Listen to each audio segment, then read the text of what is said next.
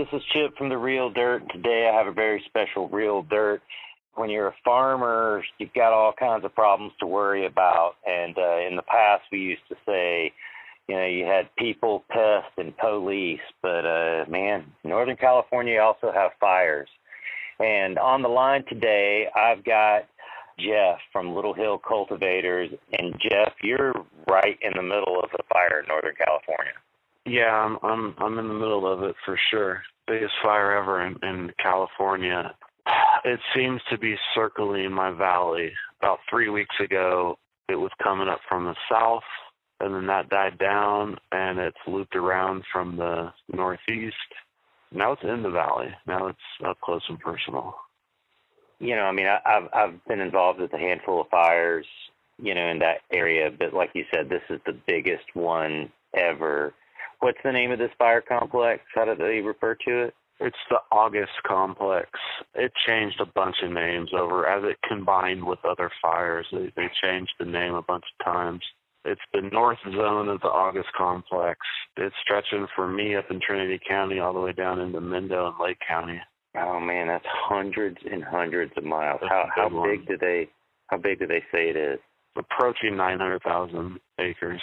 Oh my God! Most people don't understand what it is to be like in a fire zone. And, the first question is people ask, well, like, why don't you leave?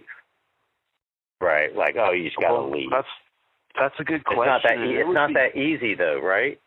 Right. I'd be more than happy to leave, but I can't get back, and that's the problem. The roads are closed. They won't let me back in to tend my crop, and my crop will basically just die. I need to run generators. There's no power right now. I need to be ready to fight the fire, if it comes up. And also prepping the land for if it does come, then I'm ready. Scraping some grass back and getting down to mineral dirt. And the biggest thing is not being able to get back in if I do leave. Right, for a week or two, yeah. Because 2 or 3 weeks ago, when the fire was around, they closed the roads off then? Yeah, and I spent 10 days up here. I mean, luckily, because we're so remote, we're pretty well stocked in food, and we always have a lot of gasoline. You can never have too much gas to run Jenny's. I mean, I started this thing off with 25 gallons. And it's dwindling, and it's only been 2 days. Luckily, I got neighbors, and I got neighbors on the fire crews, and hopefully they'll be able to get me some gas here. That's really the biggest thing is getting supplies in that you need, and in this case, it's gasoline. And I know that. I mean, I've known this. That's why I have so many gas cans. It is something that you get used to living in the north, in the North Coast there. There's only one road in and one road out in so many ways. You have to be able to, support yourself. And you normally have power, though. But right now, it's you just have generators because all the power's down, right? Right. So they shut the power off. And your water's all stored. But you have a well or something? No, I do have a well. I've got a spring. I've got a pond. So I can pump water with gasoline, and without power, I need gasoline to pump from the well as well. The one thing I got going for me is the spring is way up the hill, and so I've got some stored water up there, and I've got gravity pressure to, if I needed to, I could probably rig up my irrigation system to work off that pressure. You're defending your space. That's what we call it there. There's nobody that's going to help you. You got to do it yourself. Yeah, I'm clearing. I'm lemon trees. I'm clearing just debris and stuff off of the structures. I'm scraping the ground with the tractor to give myself a little break in the grass, in the dry grass. I got a great sprinkler, 1-inch sprinkler that puts out about a 60-foot radius. I've got that going. I'm kind of moving it every couple of hours. The problem is to run it, I need to be burning gasoline. I'm just kind of trying to be efficient with my use of my limited resources at the moment. The fire's in the valley, and the wind wasn't up today, so it didn't travel much. Are there fire crews able to even work on this? So right now there's a fire camp in the valley with who knows how many firefighters. The fire is mostly northeast of the valley, and the nice thing about having flat land in the valley, which is kind of rare up here, is you can scrape and make land safe real quick in a field that's just primarily used for grazing. You can scrape that down dirt real fast. The other handy thing about up here is a lot of your neighbors are loggers, so they all have heavy equipment, and they all work on the fire crews when they get called up. So there just happens to be 5 local guys in the neighborhood with bulldozers. They're working a lot. You're by yourself. All your other employees left. Everybody left last night. It was really windy last night, and the fire was coming down into the north end of the valley. And I mean, we just watched the ridge get torched, and it's pretty intimidating to watch that happen. And when you're we saw your Instagram, some of your Instagram channels yesterday. Yeah, so that doesn't do it justice.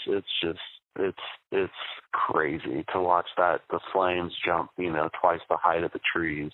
Big gusts of wind come up and just light up the sky from the flame. It's intimidating, and a lot of people don't like it, and they and I can't blame them. If this wasn't my land and I was just working for some guy, I don't know how into it I'd be. Honestly, actually, I think I would be into it, but that's just you. That's just me. You. Yeah. And I'm not going to go out without a fight. I'm not just going to walk away from my crop. That's just out of the question. Your infrastructure too. You're worried about that just as much. Oh, yeah. I'll give up the crop right now if you could guarantee me all my infrastructure for next year, because I could always plan again. But I've got my life savings into this place. There's no outside investors or any funding money going on. It's just me. So and that's kind of the way everybody is up here for the most part. And oh man, I've seen so many of my listeners and Facebook friends that I follow on Instagram or Facebook that are going through similar things that you are right now. And never have I seen so many people just get completely burnt out or run out because of fire. What types of things do you have to defend yourself in a fire? Because there's some kind of rules, they say. Yeah. 100 feet of defensible space, so basically weed whack and take all the brush out of 100 feet away from your structures. Man, when it's windy, 100 feet ain't shit. It isn't. 100 feet's 1 second, and that ember's across it, and it's burning. So, that's what they used to say anyways.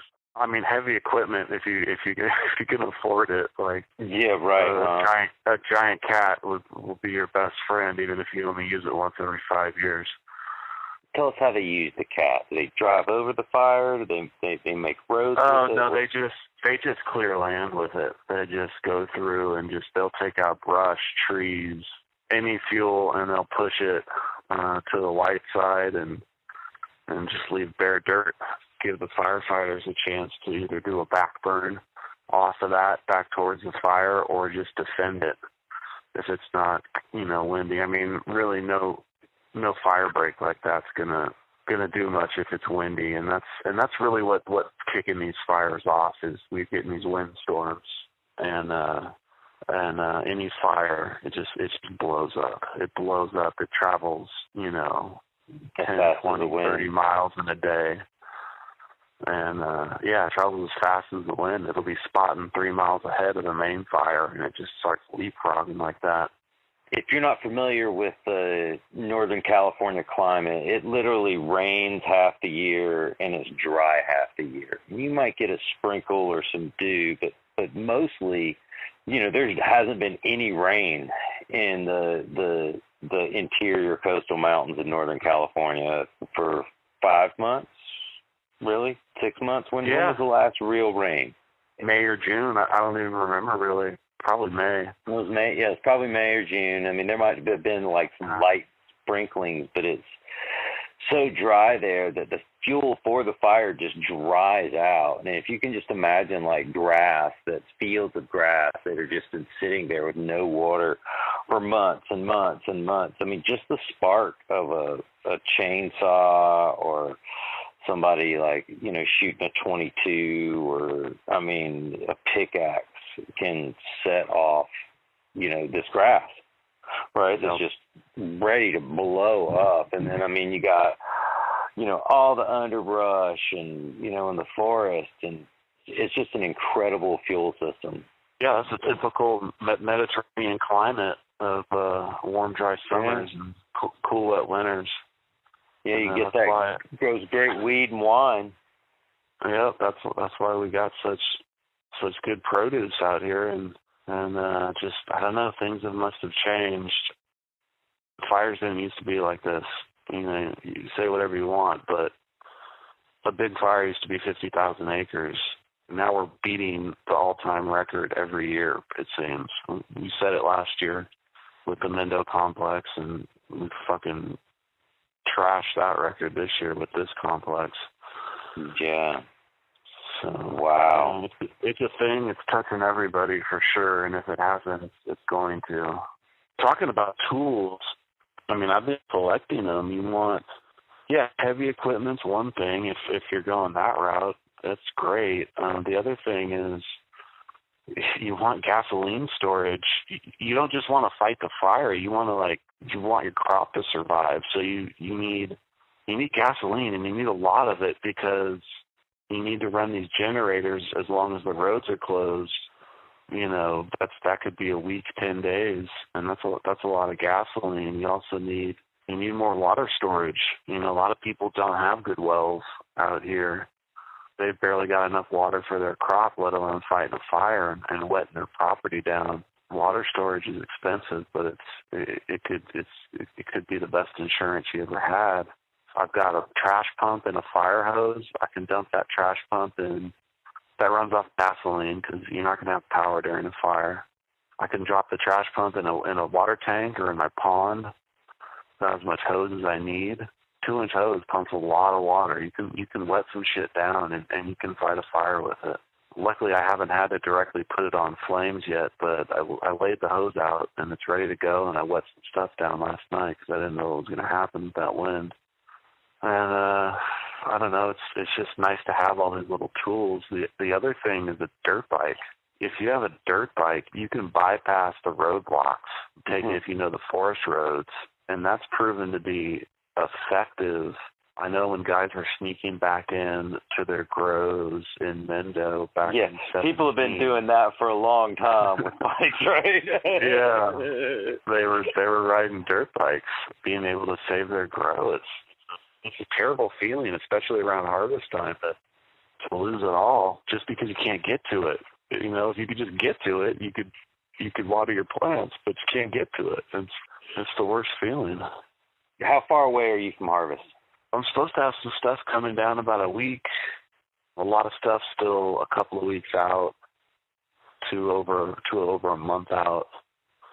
Luckily, most of it's late. A majority of it's late, so I don't know what all the smoke is going to have on the stuff that's closer to finish. But we will see. Smoke's been pretty thick, but I've had thick smoke in the past, and it hasn't affected it. I think the smoke has to be really, really thick to right up on it. Really right up on it, man. Like, I mean, not just a haze, you know, but like a impenetrable pumping smoke into your greenhouse. Yeah, like literally the grass is burning next to it, and it's blowing right over it. Man. Damn, dude, you are so hard, man. Look at you, out fighting a fire, making your crop survive, defending your property and your livelihood. Like, hey, man, anybody who thinks dope growing, weed growing is easy, it's just not. And especially outdoor greenhouse cultivation in Northern California, man, you're an unsung hero, Jeff. I don't know. I just don't want to lose either, you know. The people, pests, and police fuck, man, you add fire in there, and that's the worst one of all, really. So, man, if you joined us late or you missed it, we're talking with Jeff from Little Hill Cultivators in Trinity County, California. He's being actively defending his space and battling against the August complex fire in Humboldt, Trinity, and Mendocino, Lake counties, huh? It's everywhere. So, man, how's this gonna affect the outdoor cannabis cultivation in Northern California? It's gonna make the price go up because people are losing their crops. It just major pot producing area.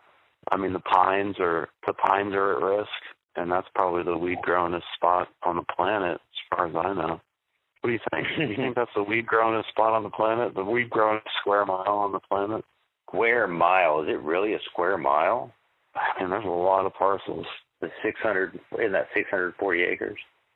Yeah, so, I mean, there's a lot of 2-3 acre parcels. Well, man, I'm going to say that Oklahoma has stepped it up this year and might be the outdoor weed growing spot. As far as like large singular areas of cultivation. I've been trying to get on to a couple big farms. I don't know the right people yet, or maybe they just don't want me on there because they know I'm going to blow it up. Real dirt. But yeah, I thought I was going to go out to a 100-acre outdoor farm last week, and it didn't work out. And I understand why, the guys, they didn't want us out there. Yeah, 100 acres. I see video of it. They don't want me to share the video. This stuff is incredible. They legitimately got 100 acres of ganja growing. Right. I kind of don't blame them for not wanting to show that. That's a lot of weed, man. Oh yeah, I get it. I did want to do some real dirt episodes in the past. Right. You just wanted to run through naked through the rows. Oh, I've already done that before. My body is itchy. I'm allergic to it now or something. Man, let's talk about some good weed stuff for a second before we close out this episode.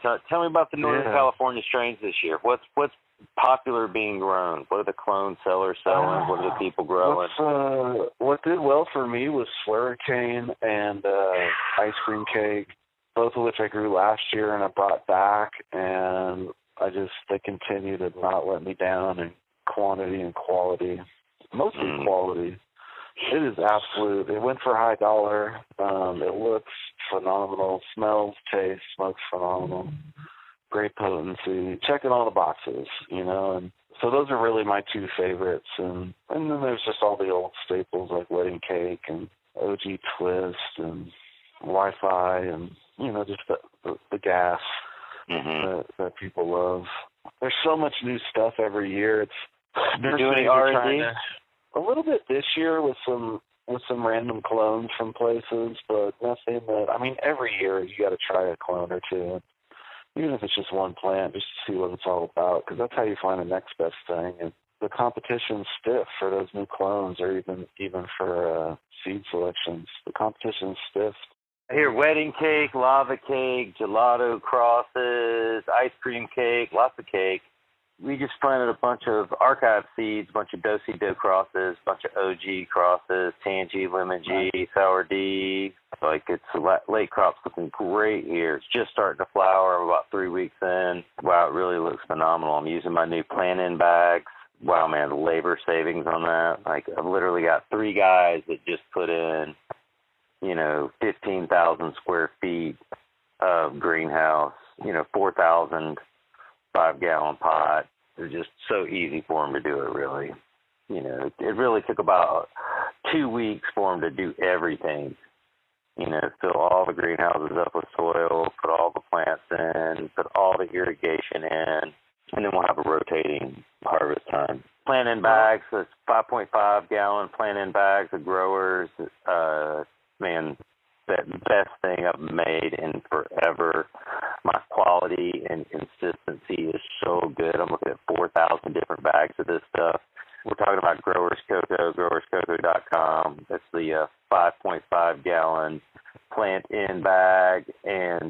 man, every single plant looks great. There's not one that looks poor because of the soil.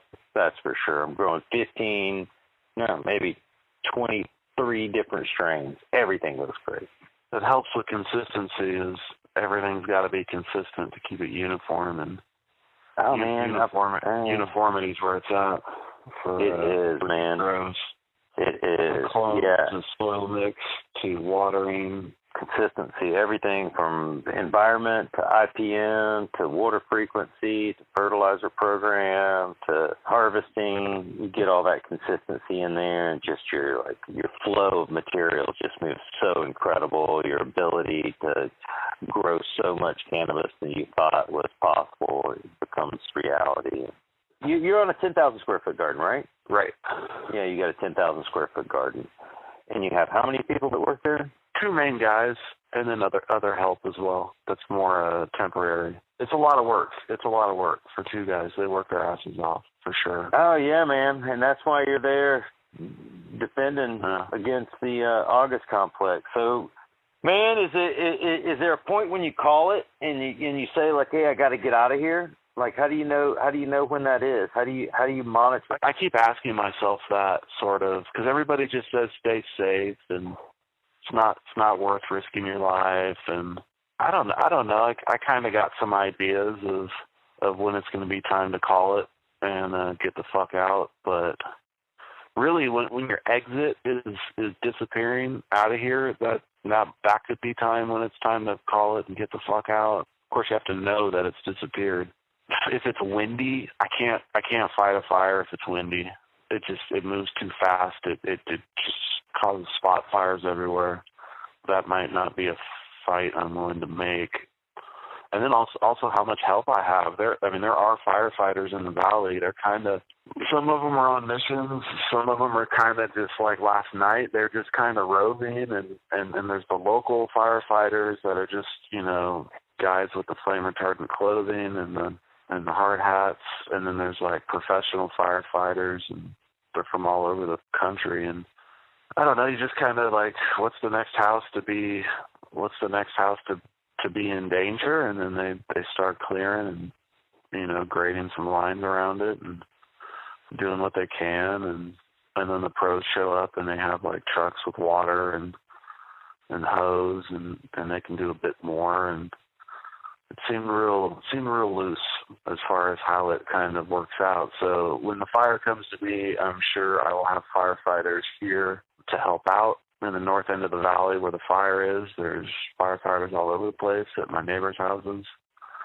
So I don't know, they're all real friendly dudes. They're working to save your ass, and it's nice to have them around. But I'd say if I didn't have any help and it wasn't something I could control and I was about to lose my exit, I think that'd be a good time to call it. I guess you got plenty of weed to keep you company. We got plenty. That's basically what's loaded in my truck when I get the fuck out of here is weed. Right. Good for you, man. Well, hey, I'm glad we got to chat for a minute today. This has been a special report of the real dirt on the August complex fire in Northern California. We've got Jeff from Little Hill Cultivators who's actively defending his garden and his space. We're all thinking about you. All your friends are thinking about you right now. Be safe, and you can always grow more weed. Stay safe, man. Send us some photos. You can see a bunch of photos on my Instagram, Little Hill Cultivators. Little Hill Cultivators on Instagram. Post stuff in the stories just to show what's going on. My whole feed is basically weed, so I figured I'd post some stories up and show firefighters fighting fire and all other types of like surreal, weird shit that you see during times like this. Well, yeah, no doubt. I mean, just the glow that happens when there's fucking glow. Yeah, it starts with the glow, and you notice it. I did that last night. I fucking nudged my buddy Darren, and I'm like, "Hey, man, look." And we didn't notice it at first, and then I was like, "Oh shit, yeah, the horizon is fucking orange." And then an hour later, there's flames coming over the fucking ridge. Yeah. Yeah, it's this crazy reflection that happens when the smoke gets up to a certain level, and it becomes like its own kind of weather system, like a cloud. And then the fire comes through there, and it's just reflecting off the bottom of that weather system. Yeah. You know? Wow, crazy. Well, crazy, man. Well, you got some stories to tell, bro. Yeah. Every year is a story for sure. It's always something. There's no easy years. It's always something. All right. Well, we'll have to have a take a break and get together after this harvest season, smoke season, and do something fun. Sounds good. I'm going to be in Austin a chunk of the winter. Come down and visit me. Oh, great. I will. Yeah, totally. We're going to be on Lake Travis down there. Got a bunch of Real Dirt episodes and doing a cannabis mastermind. Plotting and planning for the winter, getting ready for the spring. So, yeah, come on down, dude. Are they trying to grow weed in Texas now? Oh, they've been growing weed in Texas for a long time, but they're just trying to do it legally. Got it. Cool. Time and place. Texas is on the way. You heard it here first on the Real Dirt. Good luck, man. Later. All right, man. Take it easy. This has been another episode of The Real Dirt. If you're interested in other episodes like this, check us out on iTunes or on Spotify. Subscribe to The Real Dirt Podcast. Hey, man, reach out to Jeff out there on Instagram. By the time you hear this whole thing may be over, or he still may be fighting it deep into it. So Jeff at Little Hill Cultivators on Instagram. This has been The Real Dirt. Thanks for listening.